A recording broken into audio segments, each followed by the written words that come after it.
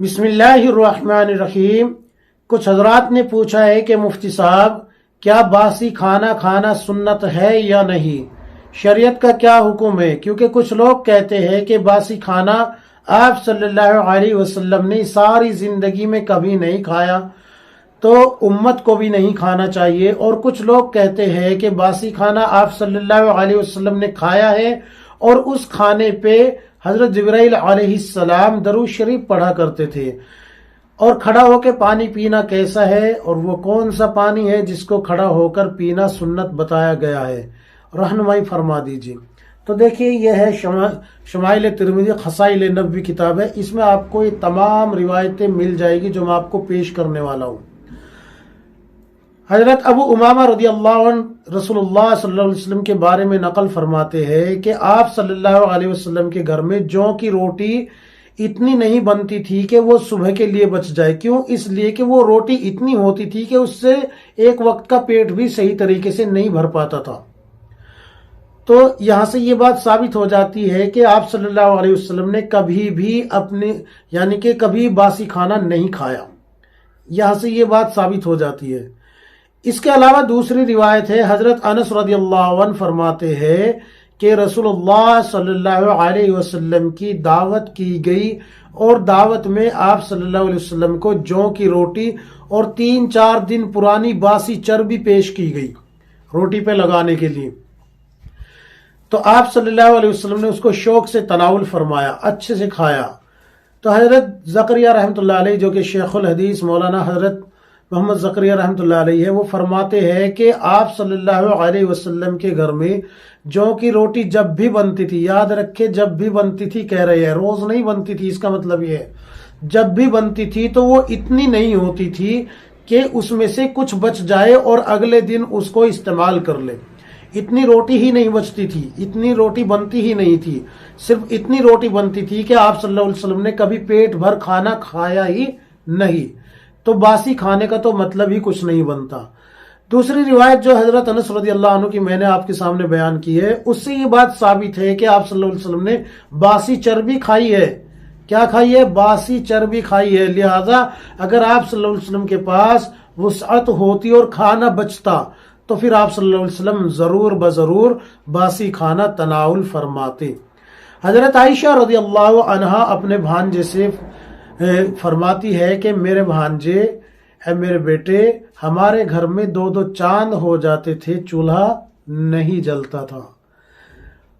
تو آپ کے بھانجے فرماتے ہیں کہ خالہ جان، پھر آپ جو ہے گزر بسر کس چیز پہ کیا کرتے تھے؟ آپ کو صبر کس چیز پہ آتا تھا؟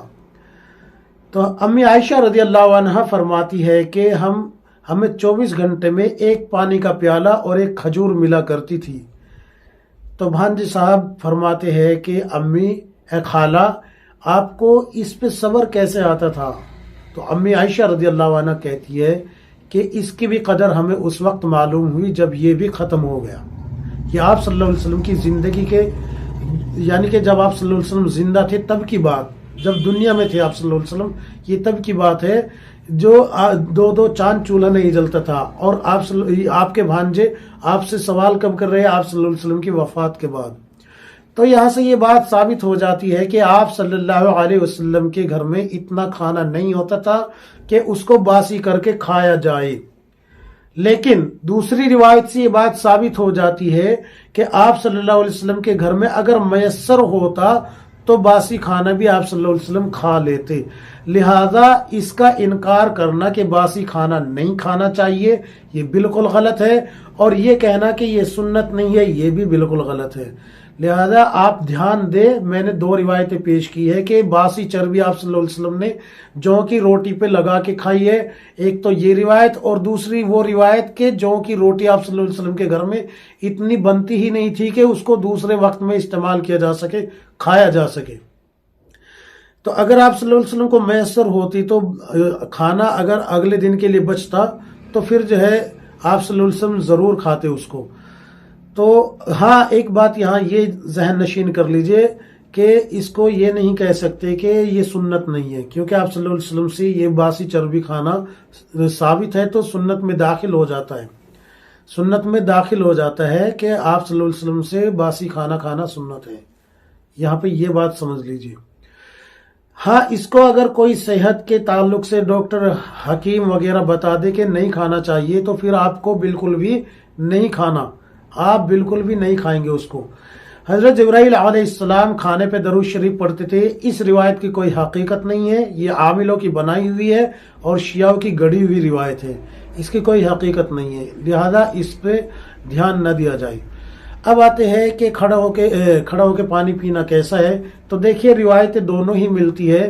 یہ جو کھڑا ہو کے پانی پینے کی روایت ملتی ہے حضرت علی رضی اللہ عنہ، بخاری شریف میں روایت ہے، حضرت علی رضی اللہ عنہ کوفہ جب پہنچے تو آپ رضی اللہ عنہ نے کھڑے ہو کے پانی پیا اور کہا کہ رسول اللہ صلی اللہ علیہ وسلم کو میں نے ایسے ہی پانی پیتے ہوئے دیکھا ہے. تو یہ جواز کے طور پہ پیش کیا گیا ہے، یعنی کہ اگر کسی کے گھٹنوں میں تکلیف ہو یا کہیں بیٹھنے کی جگہ نہ ہو یا کہیں راستے میں ہے اور وہاں پر بیٹھنے کی جگہ نہ ہو تو وہاں پر کھڑے ہو کے پانی پی لیا جائے تو اس میں کوئی گناہ نہیں ہوگا. اور یہ بھی یاد رکھے کہ جو آدمی کھڑا ہو کے پانی پی لیتا ہے اس پہ لان تان بھی نہیں کی جائے گی، کیونکہ بخاری شریف میں روایت موجود ہے کہ آپ صلی اللہ علیہ وسلم نے کھڑے ہو کے پانی پیا ہے. لیکن اس کے اپوزٹ بہت ساری روایتیں یہ ملتی ہے کہ کھڑے ہو کے پانی نہیں پینا چاہیے، یہ صحت مضر ہے، یعنی کہ مضر صحت ہوتا ہے کھڑے ہو کے پانی پینا، اس لیے کھڑے ہو کے پانی نہیں پینا چاہیے. یہاں پر یہ بات سمجھ لیجئے. اب وہ کون سا پانی ہے جس کو کھڑا ہو کے پینا ہوتا ہے؟ ایک تو زمزم کا پانی ہے جس کو کھڑا ہو کے پینا ہوتا ہے، اور دوسرا وضو کا پانی ہے جس کو کھڑا ہو کے پینا ہوتا ہے. اس کے علاوہ کوئی اور پانی ایسا نہیں ہے جس کو کھڑا ہو کے پینا چاہیے. یہ جو بخاری شریف میں روایت آئی ہے کھڑا ہو کے پانی پینے کی، تو یہ صرف اس بنیاد پہ اللہ کے رسول صلی اللہ علیہ وسلم نے امت میں جو ہے پریشانی نہ آ جائے، امت کو پریشانی میں نہ پڑنا پڑ جائے، اس لیے جو ہے آپ صلی اللہ علیہ وسلم نے کھڑا ہو کے پانی پی کے دکھایا ہے. جیسے کہ کھڑا ہو کے آپ صلی اللہ علیہ وسلم نے پیشاب بھی کیا ہے، پیشاب بھی فرمایا ہے، تو اسی طریقے سے آپ صلی اللہ علیہ وسلم نے کھڑے ہو کے پانی بھی پیا ہے تاکہ امت جو ہے پریشانی میں مبتلا نہ ہو جائے. مثال کے طور پہ ایک آدمی کے گھٹنوں میں درد ہے، وہ بیٹھ نہیں سکتا تو کھڑا ہو کے پیشاب کر سکتا ہے، اسی طریقے سے کھڑا ہو کے پانی بھی پی سکتا ہے. لیکن بیٹھ کر پیشاب کرنے کی روایتیں کھڑا ہو کے پیشاب کرنے سے زیادہ ہے، بیٹھ کر پانی پینے کی روایتیں کھڑا ہو کے پانی پینے سے زیادہ ہے. تو بیٹھ کر پانی پینا ہی سنت کہلایا جائے گا، بیٹھ کر پیشاب کرنا ہی سنت کہلایا جائے گا. یہ تو مریض یا مجبوری کے طور پہ جو ہے کوئی انسان کسی وجہ سے پریشان ہے تو اس بنیاد پہ جو ہے کھڑا ہو کے پانی پی سکتا ہے یا کھڑا ہو کے پیشاب کر سکتا ہے. باقی یہ کھڑا ہو کے پانی پینا یا پیشاب کرنا یہ جو ہے عادت نہ بنائی جائے، عادت نہ بنائی جائے. اور اگر کوئی کر دے یعنی کہ کھڑا ہو کے پیشاب کر دے یا کھڑا ہو کے پانی پی لے تو اس پہ لان تان بھی نہ کیا جائے. یہ تمام جو باتیں میں نے آپ کو پیش کی ہے خصائل نبوی، یہ رہی شمائل ترمذی کتاب ہے، اس میں آپ کو مل جائے گی. اللہ تبارک و تعالی ہم سب کو کتاب و سنت کے مطابق زندگی گزارنے کی توفیق عطا فرمائے. آمین یا رب العالمین.